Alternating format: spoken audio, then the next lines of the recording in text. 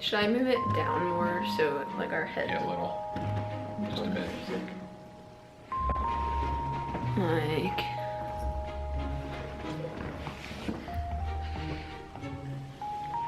Like everything down, or just like here? That's a funny angle. Hey everyone, welcome back to my channel.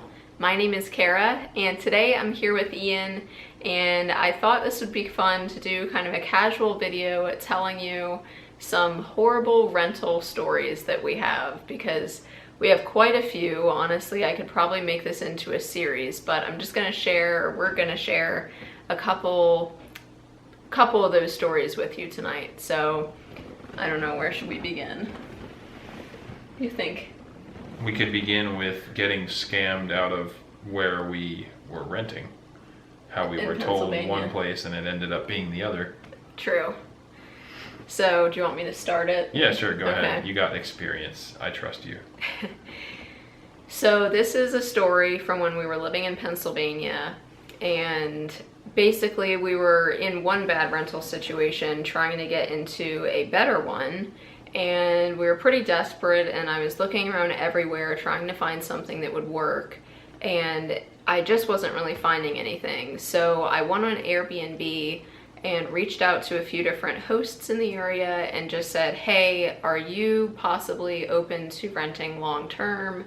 And there was one person who said yes, and this rental seemed really, really awesome. It was basically an attic loft where we had a bedroom and a living area. It was basically one big room, but it was, you could kind of separate it that way. And then you shared a bathroom and a kitchen. And it was a single family detached house in downtown Lidditz, Pennsylvania, which is in the Lancaster area, if you're familiar with that. And it was supposed to be really, really great. Literally, I spent an entire day, because he had to work, our moving day, he was working, and I moved all of our belongings that weren't in storage up 2 flights of stairs. Yep. Or it was down, to the attic. Yeah, oh that's right, yeah. I had to move them down a flight of stairs at our other rental, and then up 2 flights of stairs at this new place.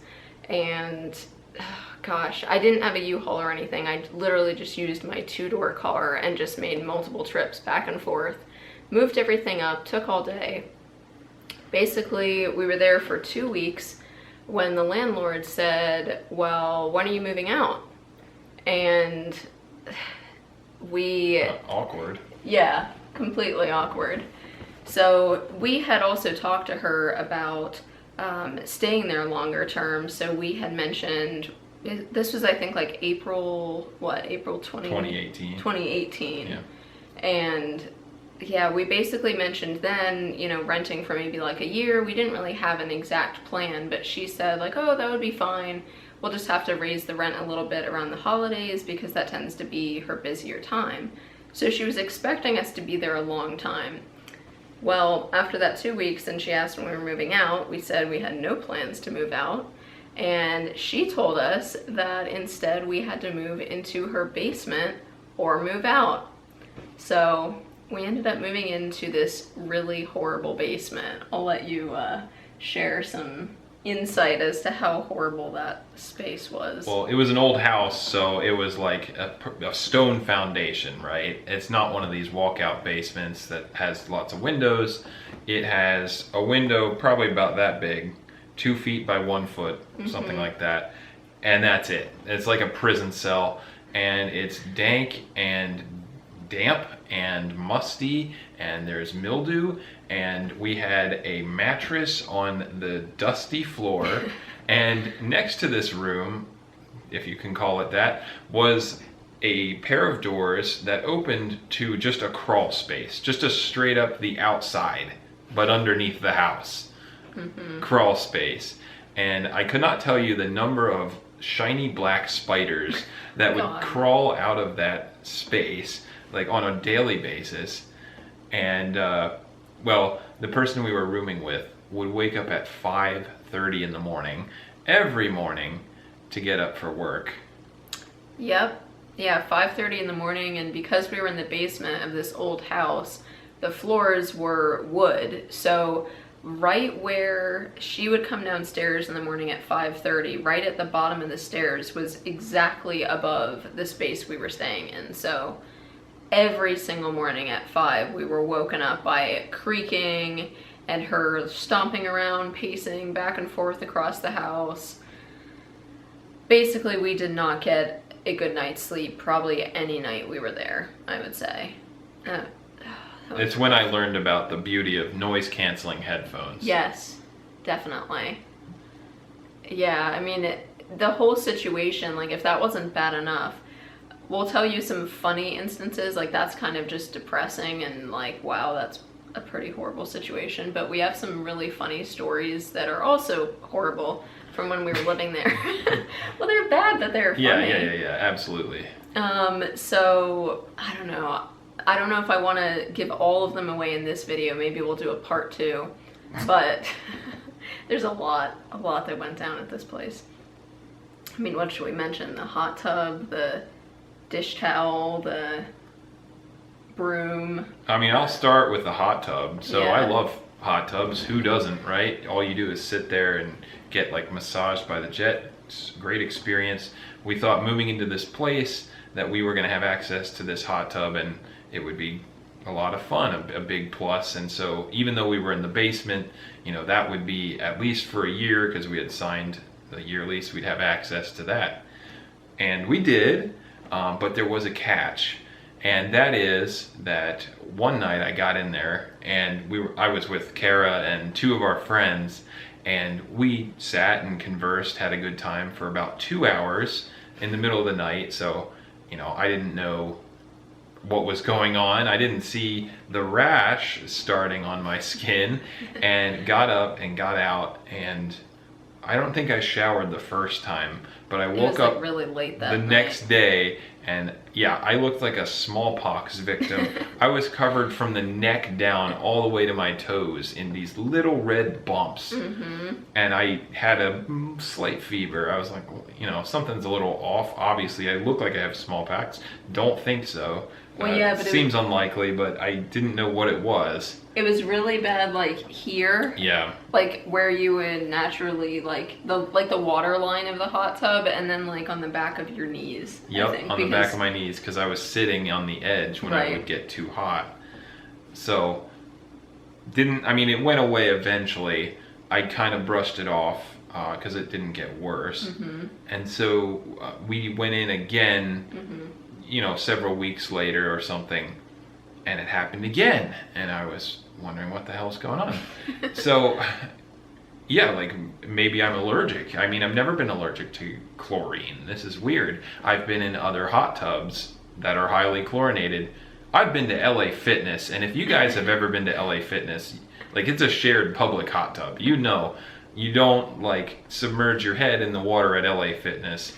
They, you know, it's maybe not safe. Chemicals. I don't know the safety, but I didn't have a problem with that. So this was a very strange occurrence, and several weeks after that, she goes and leaves on a trip, and we have to take care of the house, and one of the things is to take care of the hot tub. And she says, well, whenever you do use the hot tub, put in a cap full of this chemical. You know, it's chlorine. It, you know, stabilizes the water. Well, it doesn't just stabilize the water, it stabilizes a lot of other things too. It stabilizes the levels of chlorine and maintains them, because it turned out what she actually gave me was to chlorinate the water was not chlorine at all. It was chlorine stabilizer, which maintains a high level of chlorine in the water, and she had poured a cap full of this chemical in there every week at least, when you're actually supposed to put in 1 capful each season. Yep. So basically he got chemical burned by the hot tub. Yeah, that happened, what, 2-3 times, and then we never, once we figured that out, we didn't even go in once I anymore. discovered that, I just decided the hot tub was not worth it. Yeah, and I didn't get anything from it, I guess because I don't have sensitive skin. Like you get kind of red easier than I do. Yeah. So yeah, you were affected by it. But I mean, I can't even imagine like how bad that was for us. We were just soaking in like harsh chemicals. I mean, all these stories looking back on them are funny. They are funny. I mean, you have to laugh about things in life that are out of your control and negative because, hey, you didn't deserve it, but that's just life. I mean, if we didn't go through these things, we would have nothing interesting to say, I feel like, about like that time in our lives. Like it was like a low point in our lives for other reasons too, and I just feel like that kind of brought some humor. Yeah. So, another interesting thing that happened when we were there was, this was over the summer. Iain and I were in the kitchen. I think we were cooking or preparing lunch or dinner or something. Dinner? Yeah. Okay. And, because it was like 5 o'clock. Okay. Yeah, we were preparing dinner, and our landlord was outside gardening, I guess, or something, right?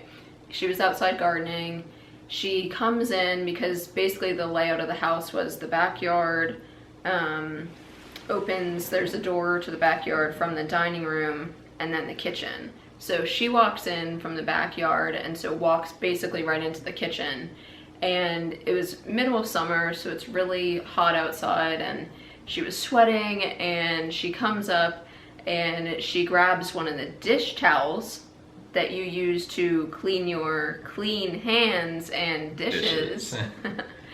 Takes the dish towel, goes like this, wipes it on her sweaty face and under her armpits. I mean, I remember looking at you. Well, I remember smelling something in the kitchen, not knowing what it was coming from. It was like yeah, like days before that, like earlier. Well, yeah, it did smell like BO, but I thought that was weird because there was no dirty laundry around. She didn't leave her shirts or anything.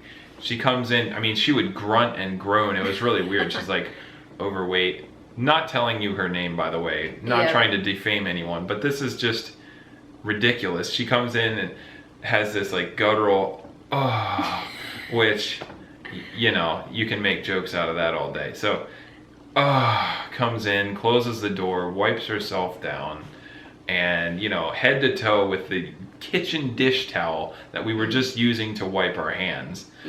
So we bought our own dish towels, needless to say. The next stop to Home Goods and hid that, Yeah, we hid that. We had it because we were sharing a kitchen. We had our own like cabinet space, like pantry space. So every time we would cook in the kitchen, we would wash our hands, like wipe them on our own dish towel and put it back in the cabinet because, I mean, we probably used her dish towels for like a good 2 months too before we really realized. Before we knew, yeah. So that was absolutely disgusting. Oh my god. Yep. Oh, that was bad. And then you talking about her groaning reminded me. So because we were staying in the basement and it was literally underground, like Iain said, the windows were like 1 foot by 2 foot or something. And it was stone, like a stone basement. There was pretty much no cell service in the basement. And at the time... it's like being in a cave. Yeah. And at the time, you know, I was in real estate then too. And I couldn't get any calls. I maybe could get some texts, but I couldn't talk to anyone on the phone in the basement. So this one night, I think you were working late or something. I don't know if you were working late or I don't know where you're going with this. The offer I was writing. So he wasn't home for some reason. He was either working late. I just remember it was dark outside, but maybe it was because it was winter or something. And so basically, I'm the only one at home.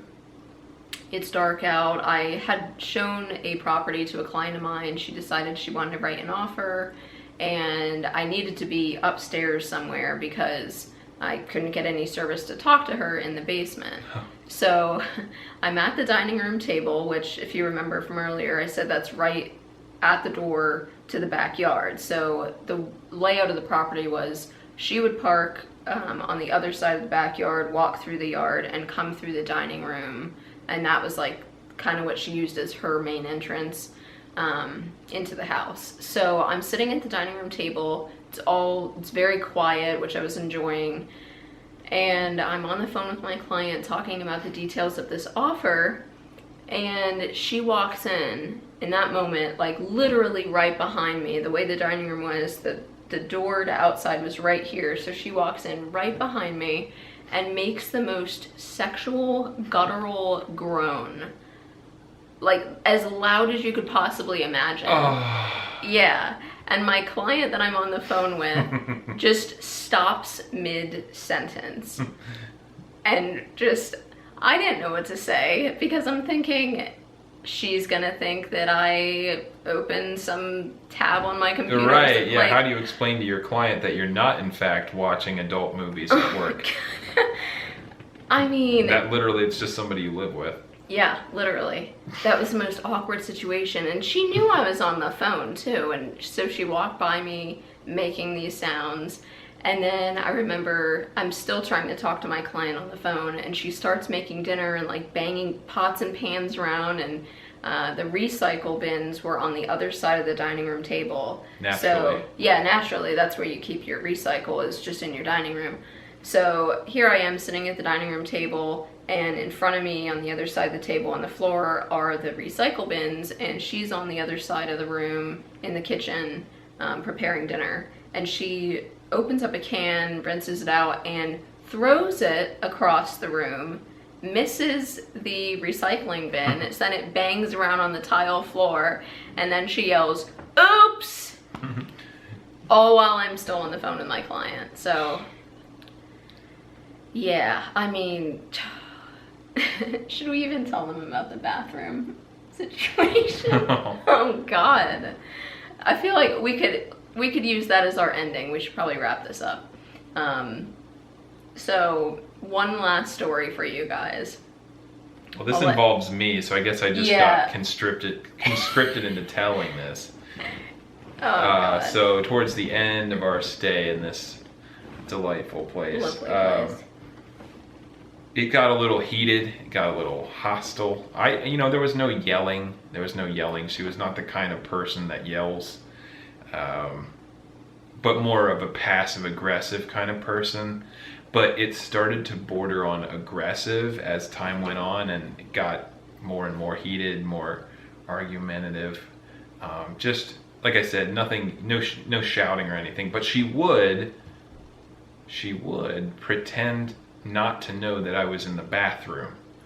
And let me just add here too, we had our own bathroom, so when we were upstairs, we were sharing a bathroom with her for that like month time that we were up there. But when we moved downstairs, we had our own, not downstairs, the basement wasn't downstairs, or the bathroom wasn't downstairs, but there was a main level one that she said was ours. So that was like our designated bathroom. So there's no reason for her to be using this bathroom. Yeah, this was ours. Right. And to keep it relatively YouTube appropriate, I was in the middle of doing my business a couple of times, and she pretended not to know that there was somebody in the house, even though my car was out front, even though I was always in the house at that time. The door was closed. Yep. To the bathroom. And yeah, one time I was even showering. Clearly there's a shower going on. And I feel like I should have charged her for admission for that one. God. But yeah, that was probably the lowlights of life with this person. Yeah, I don't know if you fully explained. She basically would just barge in. Yeah. So if someone was in the bathroom, maybe this happened to me once, but it was really more him. She would just swing the door open, and we wouldn't really lock it because it was, we had been there for months and never really needed to lock the bathroom, because if the door was closed, it was kind of understood that someone was in there. Yep. So she would just barge in, and just say, "Oh, just checking." Yeah, yeah, just and checking. Pretend not to know. Yeah, okay, sure. Someone's in there. Yeah, Like, I almost said her name. Oh. Sure, blank. Yeah. Oh man. So that's just a little taste of kind of one of our horrible rental situations. There are more stories from just that rental alone that we didn't even share here, but If you guys enjoyed this video, this kind of casual laid back story time, definitely hit the like button and leave me a comment below. Let me know if you would like to see a part 2 of this. Of this toxicity. Yeah. Yep. I feel like this is kind of fun. I feel like whenever we hang out with our friends and we tell them these stories, they just, like, they love it. So I figured it'd be kind of fun to share with you guys too.